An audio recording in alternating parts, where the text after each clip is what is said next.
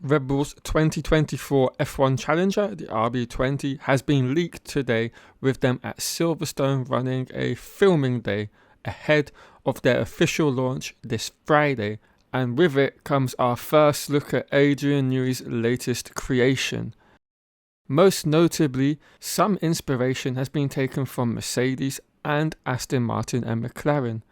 And in today's very brief video, we're going to go over the changes that we can see visibly, and then on Friday, we will have a full breakdown on the RB20 when it is officially launched. So to begin with, there are a couple of notable changes that we can discuss in today's video, and the two changes are what looks to appear to be a water slide sidepod solution has been incorporated into the RB20, and second from that, which is now really interesting to me, and it's that they have actually copied Mercedes W14 engine cover with what I like to call second side pod up there, because it's kind of curved. And that's something I was not expecting to see on the car. I thought there was a big possibility the Red Bull RB20 would incorporate some form of water slides into their latest car. But to see something from Mercedes, and particularly that particular part of the car, is very, very surprising to me, to say the least. But let's go over those two particular pieces of the Mercedes and Aston Martin that they will be copying. And to begin with, let's go over the Aston Martin water slide sidepod solution. Now, while Aston Martin weren't the first team to jump on this particular trend of sidepod style and design, they were the first to go to such extreme lengths with introducing what became known as the water slide concept. And essentially it works on two fronts. One with the huge undercut from which you can sculpt having to run such a sidepod solution.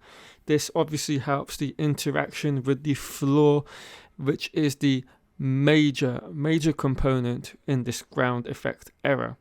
And then secondly, away from all of that, the actual water slide itself really helps to feed the diffuser, and by the time the air has travelled along the water slide, it would have really sped up, and that is the secondary benefit of utilising such a sidepod solution.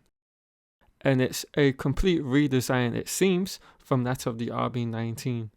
And that is why I firmly believe they have introduced the water slide sidepod concept to the RB20, as I feel they would have come to very near the end of their current trajectory with the RB19 style of sidepod, and this will no doubt open up a big development path for the team in 2024.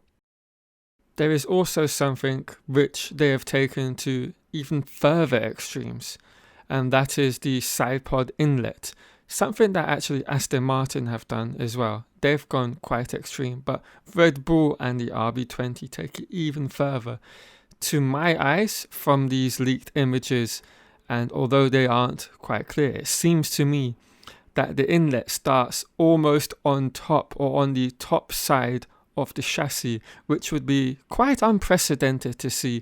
And what that would do for the airflow, I suppose it would accelerate the airflow into the inlet itself to cool the car down, but also it's going to have an aerodynamic benefit as well.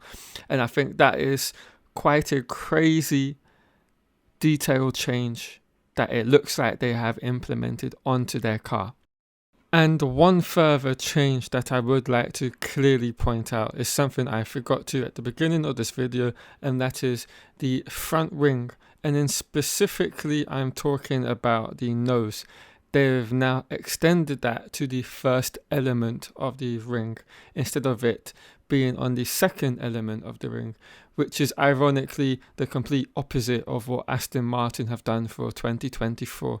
So it seems that there is hardly any advantage or disadvantage from what element you wish to put the nose on.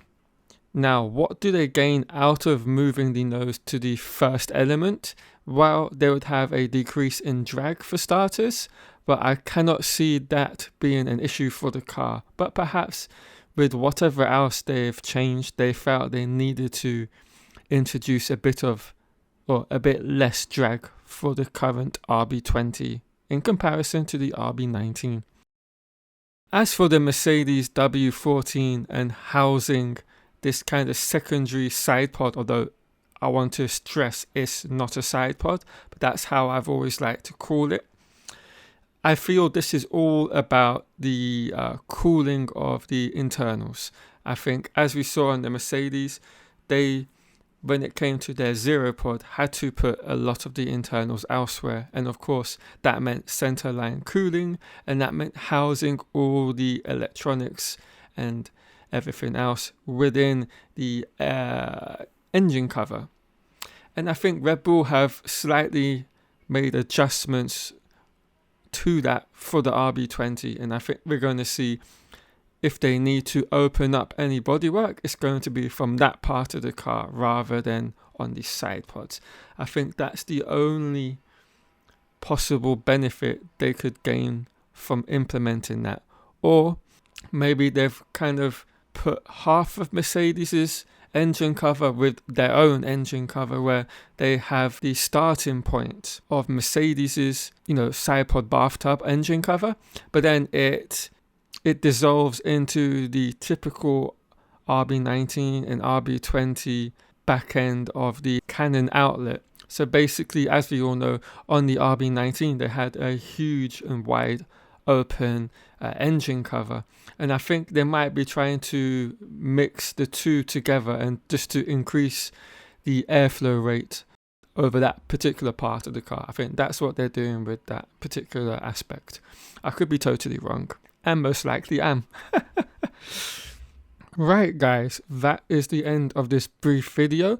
I'm sure there's a lot more of the RB19 that we haven't even begun to see since we haven't had the official launch, and I can't wait to see what the team at Milton Keynes have come up with, because I think they're going to have some really ingenious ideas and solutions that we haven't seen yet. And it's always just exciting to see what Red Bull come up with. How much more extreme can they go with their car? Right guys, if you've enjoyed the video, please leave a like, subscribe if you're new, and I will catch you all later on tomorrow in my Mercedes W15 analysis.